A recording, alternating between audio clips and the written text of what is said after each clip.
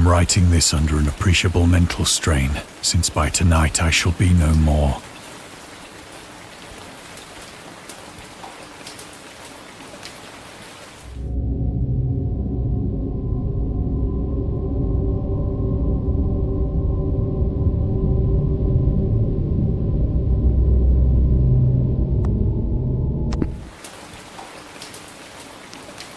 Penniless, and at the end of my supply of the drug which alone makes life endurable, I can bear the torture no longer, and shall cast myself from this garret window into the squalid street below. Do not think from my slavery to morphine that I am a weakling or a degenerate. When you have read these hastily scrawled pages, you may guess, though never fully realize, why it is that I must have forgetfulness or death.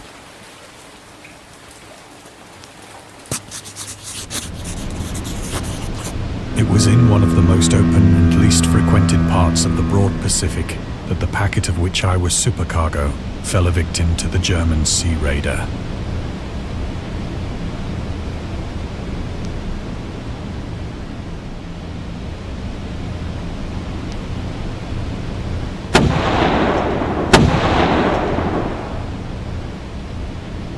The Great War was then at its very beginning, and the ocean forces of the Hun had not completely sunk to their later degradation. So that our vessel was made a legitimate prize, whilst we of her crew were treated with all the fairness and consideration due us as naval prisoners.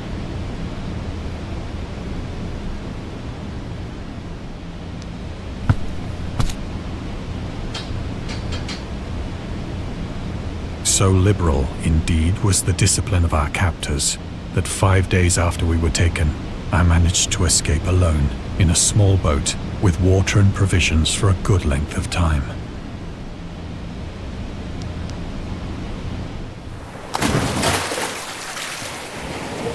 When I finally found myself adrift and free, I had but little idea of my surroundings. Never a competent navigator, I could only guess vaguely by the sun and stars that I was somewhat south of the equator. Of the longitude, I knew nothing, and no island or coastline was in sight.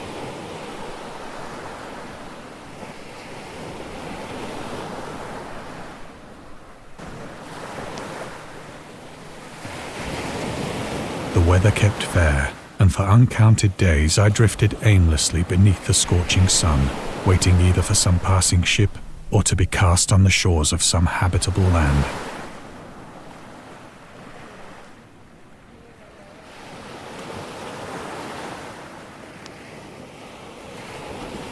But neither ship nor land appeared, and I began to despair in my solitude upon the heaving vastness of unbroken blue.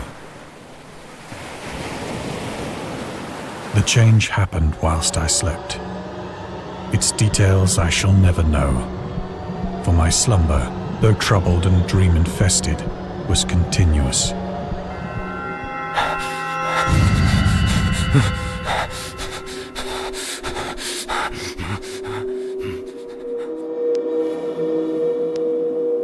When at last I awoke, it was to discover myself half sucked into a slimy expanse of hellish black mire, which extended about me in monotonous undulations as far as I could see.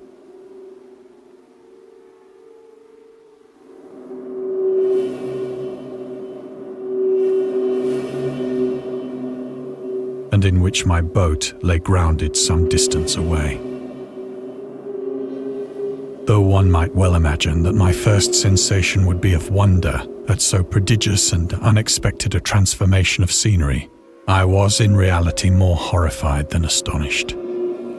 For there was in the air, and in the rotting soil, a sinister quality which chilled me to the very core. The region was putrid with the carcasses of decaying fish, and of other, less describable things which I saw protruding from the nasty mud of the unending plain. Perhaps I should not hope to convey in mere words the unutterable hideousness that can dwell in absolute silence and barren immensity. There was nothing within hearing, and nothing in sight save a vast reach of black slime, Yet the very completeness of the stillness and the homogeneity of the landscape oppressed me with a nauseating fear. The sun was blazing down from a sky which seemed to me almost black in its cloudless cruelty, as though reflecting the inky marsh beneath my feet.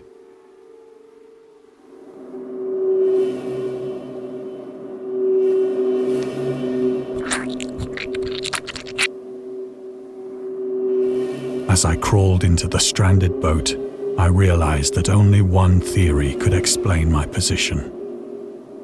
Through some unprecedented volcanic upheaval, a portion of the ocean floor must have been thrown to the surface, exposing regions for which innumerable millions of years had lain hidden under unfathomable watery depths. So great was the extent of the new land which had risen beneath me that I could not detect the faintest noise of the surging ocean, straining my ears as I might. Nor were there any seafowl to prey upon the dead things.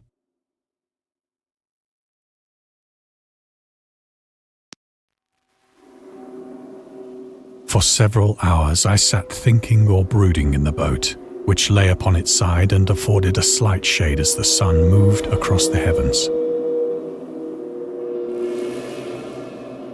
As the day progressed, the ground lost some of its stickiness and seemed likely to dry sufficiently for traveling purposes in a short time. That night I slept but little, and the next day I made for myself a pack containing food and water, preparatory to an overland journey in search of the vanished sea and possible rescue.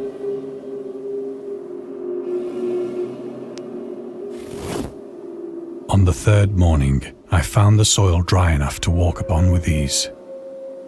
The odor of the fish was maddening, but I was too much concerned with graver things to mind so slight an evil, and set out boldly for an unknown goal.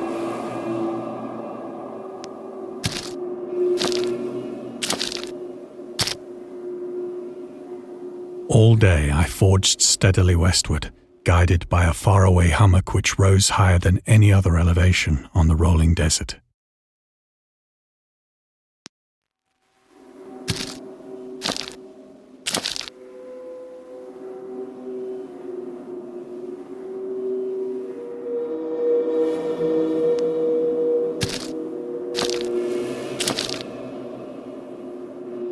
That night I encamped, and on the following day still travelled toward the hummock, though that object seemed scarcely nearer than when I had first espied it.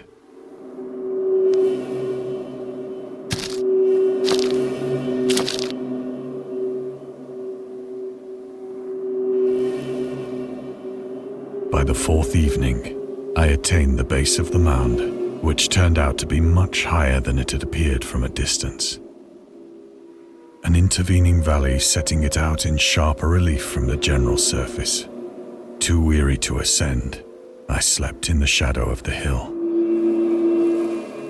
I know not why my dreams were so wild that night, but ere the waning and fantastically gibbous moon had risen far above the eastern plain, I was awake in a cold perspiration, determined to sleep no more. Such visions as I had experienced were too much for me to endure again. And in the glow of the moon I saw how unwise I had been to travel by day. Without the glare of the parching sun, my journey would have cost me less energy. Indeed, I now felt quite able to perform the ascent which had deterred me at sunset. Picking up my pack, I started for the crest of the eminence.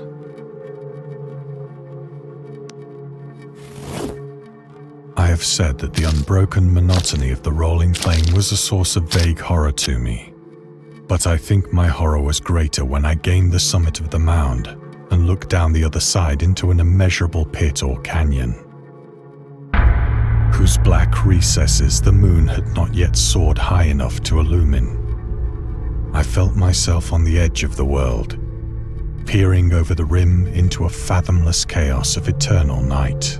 Through my terror ran curious reminiscences of Paradise Lost and of Satan's hideous climb through the unfashioned realms of darkness. As the moon climbed higher in the sky, I began to see that the slopes of the valley were not quite so perpendicular as I had imagined.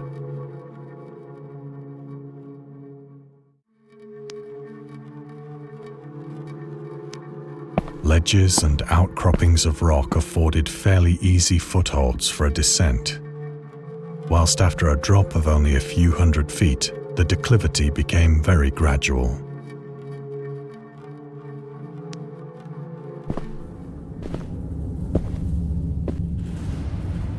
Urged on by an impulse which I cannot definitely analyze, I scrambled with difficulty down the rocks and stood on the gentler slope beneath, gazing into the Stygian deeps, where no light had yet penetrated.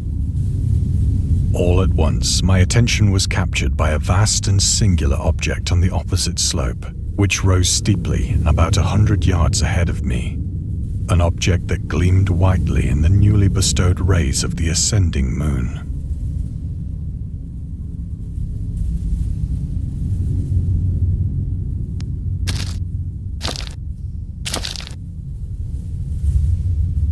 That it was merely a gigantic piece of stone, I soon assured myself. But I was conscious of a distinct impression that its contour and position were not altogether the work of nature.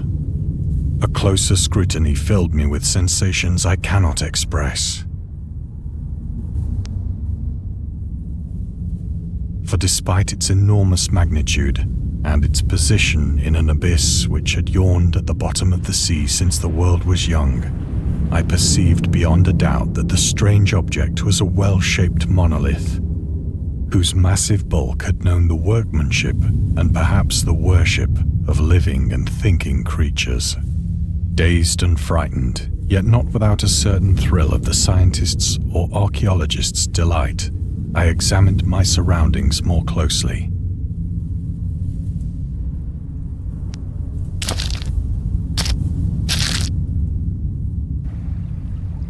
The moon, now near the zenith, shone weirdly and vividly above the towering steeps that hemmed in the chasm, and revealed the fact that a far-flung body of water flowed at the bottom, winding out of sight in both directions and almost lapping my feet as I stood on the slope. Across the chasm, the wavelets washed the base of the Cyclopean monolith, on whose surface I could now trace both inscriptions and crude sculptures.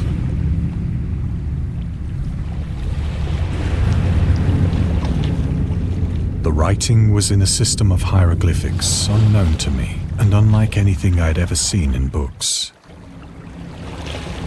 consisting for the most part of conventionalized aquatic symbols such as fishes, eels, octopi, crustaceans, mollusks, whales, and the like. Several characters obviously represented marine things which are unknown to the modern world, but whose decomposing forms I had observed on the ocean-risen plain. It was the pictorial carving, however, that did most to hold me spellbound.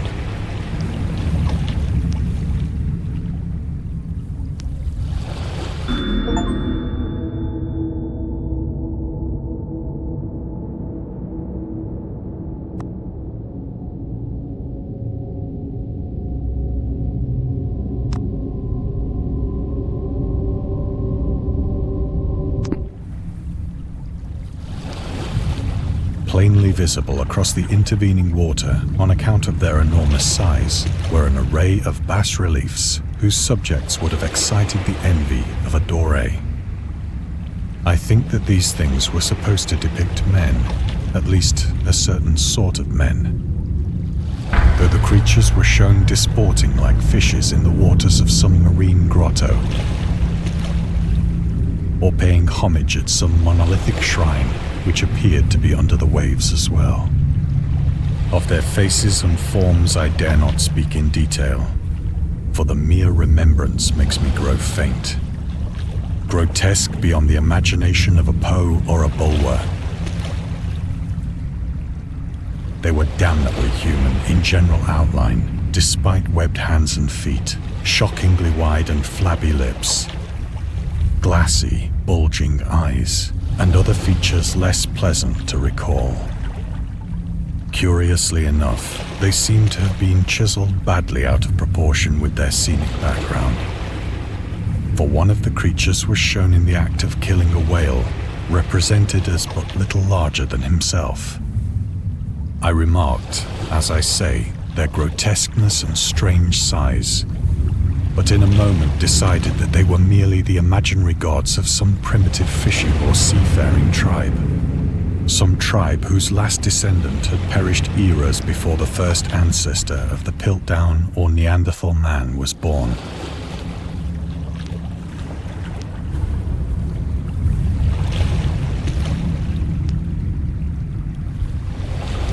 Awestruck at this unexpected glimpse into a past beyond the conception of the most daring anthropologist, I stood musing whilst the moon cast queer reflections on the silent channel before me. Then, suddenly, I saw it. With only a slight churning to mark its rise to the surface, the thing slid into view above the dark waters. Vast, polyphemus-like and loathsome, it darted like a stupendous monster of nightmares to the monolith, about which it flung its gigantic scaly arms, the while it bowed its hideous head and gave vent to certain measured sounds.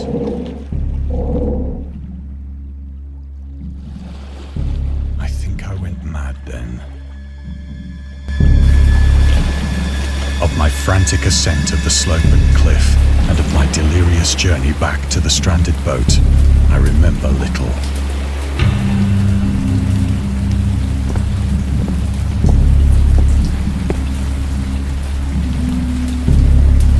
I sang a great deal and laughed oddly when I was unable to sing.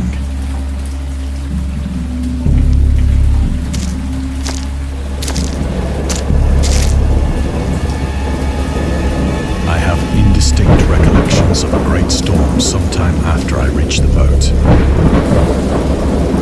At any rate, I know that I heard pearls of thunder and other tones which nature utters only in her wildest moods.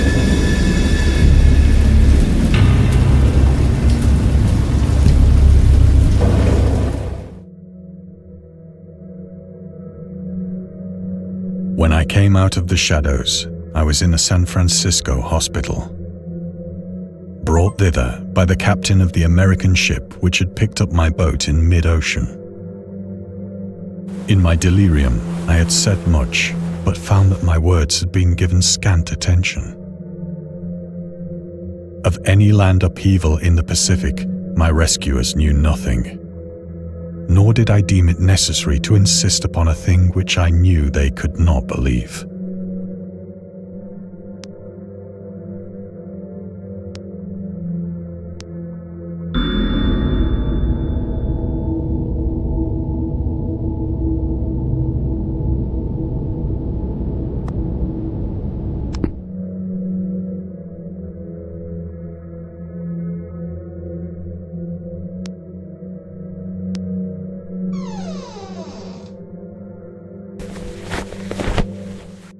Once I sought out a celebrated ethnologist and amused him with peculiar questions regarding the ancient Philistine legend of Dagon, the fish god.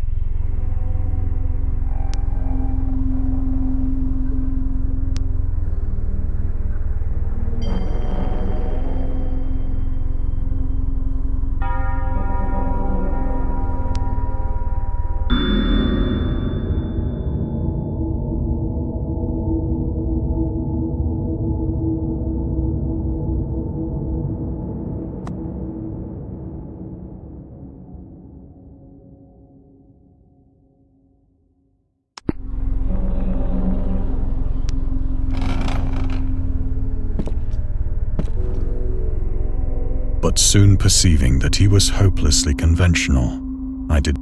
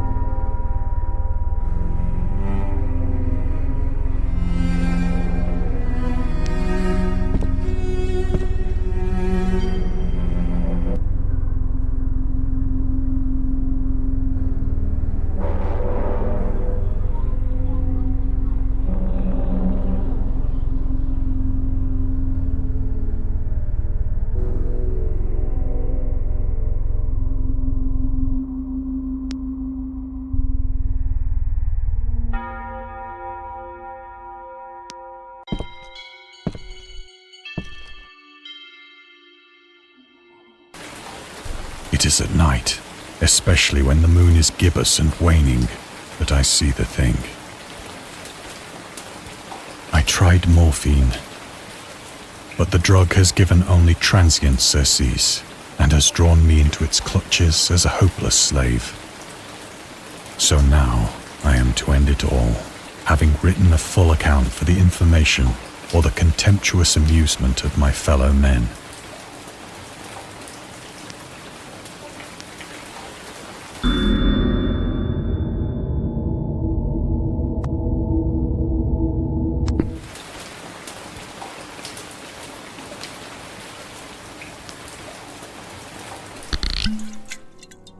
Often, I ask myself if it could not all have been a pure phantasm, a mere freak of fever as I lay sun-stricken and raving in the open boat after my escape from the German man-of-war. This I ask myself, but ever does there come before me a hideously vivid vision in reply. I cannot think of the deep sea without shuddering at the nameless things that may at this very moment be crawling and floundering on its slimy bed, worshipping their ancient stone idols and carving their own detestable likenesses on submarine obelisks of water-soaked granite. I dream of a day when they may rise above the billows to drag down into their reeking talons the remnants of puny, war-exhausted mankind. Of a day when the land shall sink and the dark ocean shall ascend amidst universal pandemonium.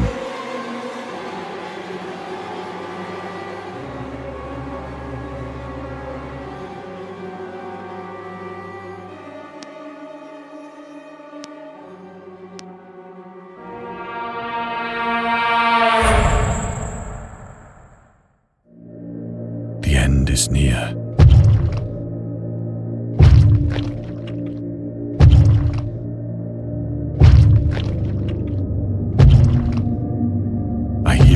At the door, as of some immense slippery body lumbering against it.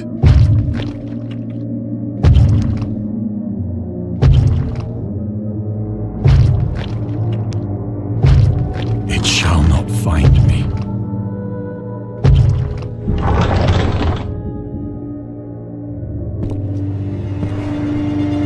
God, that hand!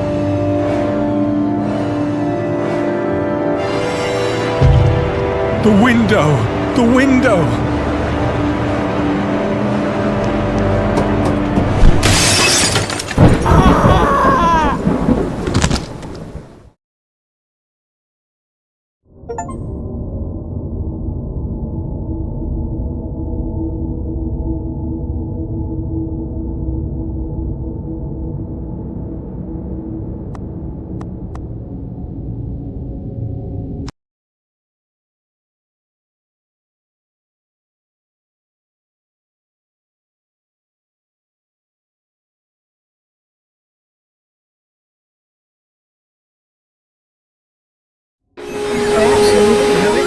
And scary stories have been accompanying men for centuries. They have many faces and forms, but what is their purpose?